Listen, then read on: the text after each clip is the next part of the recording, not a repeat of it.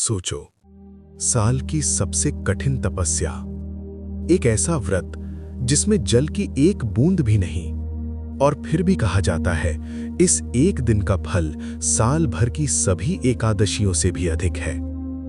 क्या यह संभव है?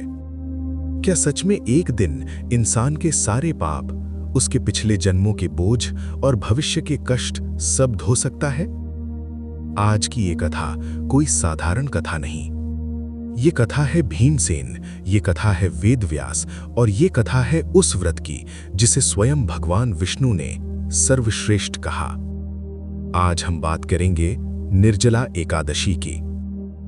बहुत समय पहले जब पांडव अपने राजमहल में विराजमान थे, धर्मराज युधिष्ठिर महर्षि वेदव्यास से पूछते हैं, हे महर्षि, आपने हमें सभी एकादशियों का महत्व बताया, पर ज्येष्ठ मास की शुक्ल पक्ष की एकादशी इतनी विशेष क्यों मानी जाती है?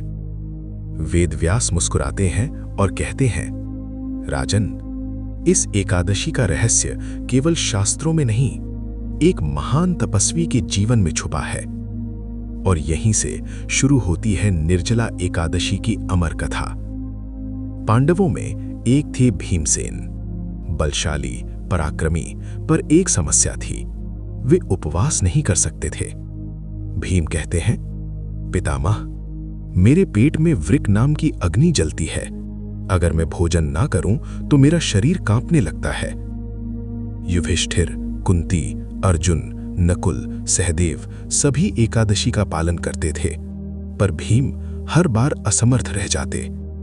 भीम का मन व्याकुल था। क्या मैं धर्म से वंचित रह जाऊंगा? क्या बिना उपवास के मुझे कभी मोक्ष नहीं मिलेगा? भीम वेदव्यास के चरणों में गिरते हैं, मुझे कोई एक उपाय बताइए जिससे मैं सभी एकादशियों का फल एक साथ प्राप्त कर सकूं। वेदव्यास गंभीर स्वर में कहते हैं, भीम, अगर तुम सच में स्वर्ग और मोक्ष चाहते हो तो साल में केवल एक व्रत करो। भीम की आंखें चमक उठती हैं। कौन सा व्रत पितामह? वेदव्यास कहते हैं, ज्येष्ठ मास की शुक्ल पक्ष की एकादशी। इसे कहते हैं निर्जला। क्यों? वेदव्यास समझाते हैं, इस दिन अन्न तो दूर, जल भी ग्रहण नहीं किया जाता। भीम चौंक जाते हैं, एक दिन बिना पानी? वेदव्यास उत्तर देते हैं, हां भीम, यही इसकी तपस्या है, यही इसकी महिमा है। वेदव्यास आगे कहते हैं, सूर्योदय से पहले उठो, पवित्र नदी में स्नान करो, भगवान विष्णु का ध्यान करो, संकल्प लो, मैं आज निर्जला रहूंगा। उस दिन अन्न नहीं, फल नहीं, दूध नहीं, पानी भी नहीं। वेदव्यास कहते हैं, अगर गलती से कोई दूसरा जल ग्रहण कर लिया तो दोष लगता है, लेकिन अगर किसी कारणवश तुलसी जल मुख में चला जाए तो दोष नहीं लगता। निर्जला एकादशी केवल उपवास नहीं, ये दान की एक महापर्व है। वेदव्यास बताते हैं, जल का दान, घड़ा दान, पंखा दान, अन्न, वस्त्र, छाता दान, इस दिन किया गया दान अक्षय फल देता है। वेदव्यास कहते हैं, जो व्यक्ति इस व्रत को करता है, चाहे उसने कितना ही पाप किया हो, वो सब नष्ट हो जाता है। चोर, मद्यप, ब्राह्मण हंता तक सब पापों से मुक्त हो जाते हैं। वेदव्यास का स्वर गंभीर हो जाता है।